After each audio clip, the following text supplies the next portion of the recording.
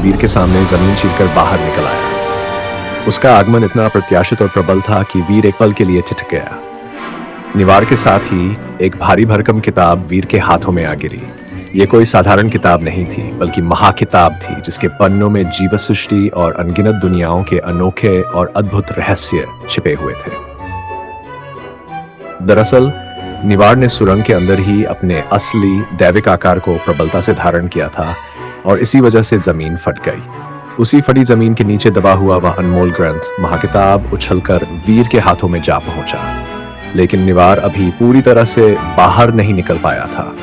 उसके पैर अब भी घुटनों तक जमीन में धंसे हुए थे। उसका चेहरा अब साफ दिखाई देने लगा था, लेकिन हालात ने उसे भी वीर जैसा ही बना दिया था। उसके बाल बिखरे हुए थे और उसका चेहरा मिट्टी और पसीने से भीगा हुआ था।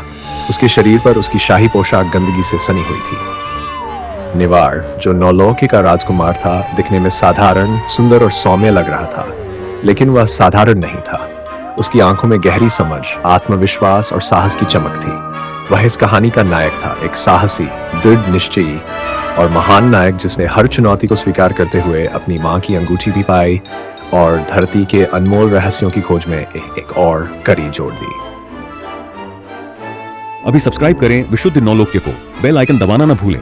इस कहानी को लाइक करें, अपनी राय कमेंट करें और अपने दोस्तों व परिवार के साथ शेयर करें।